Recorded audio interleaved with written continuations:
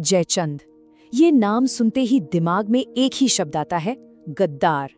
भारत में ये नाम आज धोखे और विश्वासघात का दूसरा नाम बन गया है। चाहे आज की राजनीति हो या हमारी आम बोलचाल, किसी को जयचंद कहना सबसे बड़ी गाली जैसा है।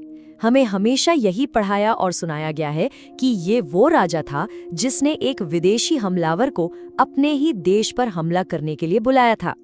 पर क्या हो अगर मैं कहूँ कि ये कहानी भारतीय इतिहास के सबसे बड़े झूठों में से एक है? क्या हो अगर जिस राजा को हम 800 सालों से गद्दार मानते आ रहे हैं, उसने असल में कभी गद्दारी की ही नहीं? चलिए भावनाओं से हटकर सिर्फ सबूतों के आधार पर इस सच को जानने की कोशिश करते हैं। ठीक है, तो सबसे पहले उस कहानी को फटाफट दोहरा लेते हैं जो हम सबने सुनी है। बात हो रही है 12वीं सदी के उत्तर भारत की, जहां उस वक्त दो बहुत बड़ी राजपूत सल्तनतें थीं और दोनों में जबरदस्त दुश्मनी थी। एक तरफ थे अजमेर और दिल्ली पर राज करने वाले चौहान, जिनके राजा थे सम्राट पृथ्वीराज चौहान, और दूसरी तरफ थे कन्नौज के घेड़वाल वंश के राजा जयचंद। दोनों ही अपने अपने वक्त के सबसे ताकतवर राजाओं में से थे और उनमें जाहिर है एक पॉलिटिकल राइवलरी भी थी। अब कहानी कुछ यूं है कि जयचंद की बेटी संयोगिता और पृथ्वीराज चौहान एक दूसरे से प्रेम करते थे। जयचंद इस रिश्ते के सख्त खिलाफ थे, तो उन्होंने पृथ्वीराज का अपमान करने के लिए अपनी बेटी के स्वयंवर में उनकी मूर्ति को द्वारपाल की जगह खड़ा कर दिया। लेकिन पृथ्वीराज वहां आए और संयोगिता को भरी सभा से उठाकर ले गए, और कहा जाता है कि इसी बेइज्जती का बदला लेने के लिए गुस्से में आकर जयचंद ने मोहम्मद गौरी को भारत पर हमला करने का न्योता भेज दिया। तो ये तो हुई वो कहानी जो सब जानते हैं, लेकिन जब हम उस जमाने के असली ऐतिहासिक दस्तावेजों को खंगालते हैं तो एक बिल्कुल ही अलग तस्वीर सामने आती है। चलिए अब सबूतों की बात करते हैं। देखिए, डॉक्टर R.C. मजूमदार, जो भारत के सबसे सम्मानित इतिहासकारों में से एक हैं, वो इस कहानी को सिरे से खारिज करते हैं। वो साफ साफ कहते हैं कि जयचंद के गोरी को बुलाने वाली बात पूरी तरह से बेबुनियाद है। और सिर्फ वही ऐसा नहीं मानते, ये उस दौर के कुछ सबसे जरूरी फारसी ग्रंथ हैं जिन्हें मोहम्मद गौरी के ही जमाने के इतिहासकारों ने लिखा था। अब जाहिर सी बात है, अगर जयचंद ने गौरी को बुलाया होता तो इसका जिक्र इन किताबों में तो जरूर होता। और सबसे हैरान करने वाली बात यही है कि इन सभी किताबों में जयचंद के किसी भी न्योते का दूर दूर तक कोई जिक्र नहीं मिलता।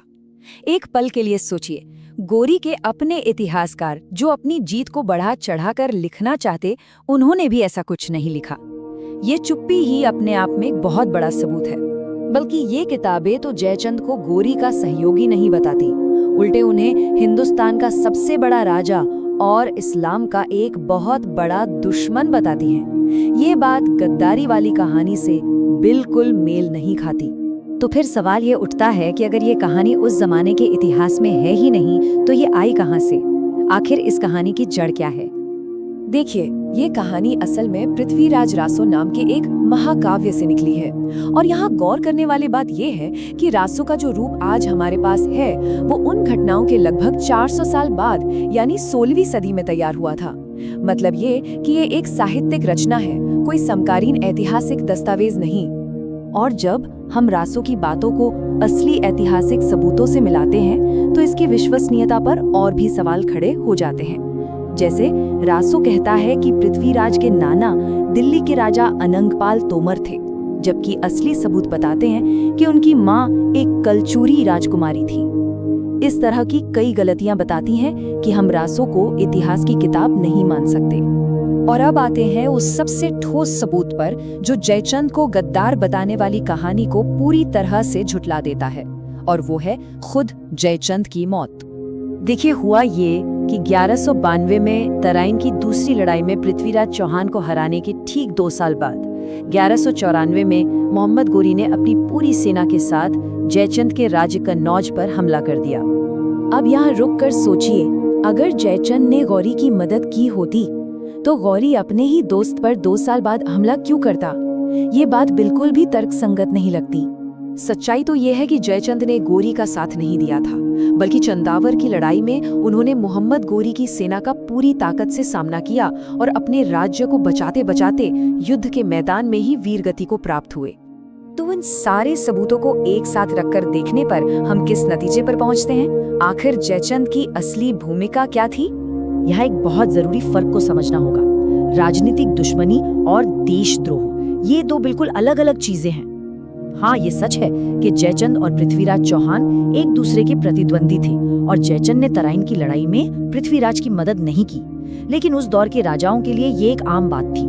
अपने दुश्मन की मदद न करना एक बात है और किसी विदेशी हमलावर को अपने ही देश पर हमला करने के लिए बुलाना, ये बिल्कुल दूसरी बात है। तो कुल मिलाकर बात ये है, जयचंद और पृथ्वीराज में राजनीतिक दुश्मनी थी, ये सच है। जयचंद ने पृथ्वीराज की मदद नहीं की, ये भी सच है। लेकिन उन्होंने मोहम्मद घोरी को कभी नहीं बुलाया, ये ऐतिहासिक सच है। और सबसे बड़ा सच ये है कि वो उसी हमलावर से लड़ते हुए मारे गए थे। तो सवाल ये है कि जयचंद को एक गद्दार की तरह याद रखा जाना चाहिए या फिर एक ऐसे राजा के तौर पर जो सदियों से चली आ रही एक साहित्यिक कहानी का शिकार हो गया। इतिहास अक्सर वो नहीं होता जो हमें सुनाया जाता है, बल्कि वो होता है जो सबूतों की पड़ताल से सामने आता है।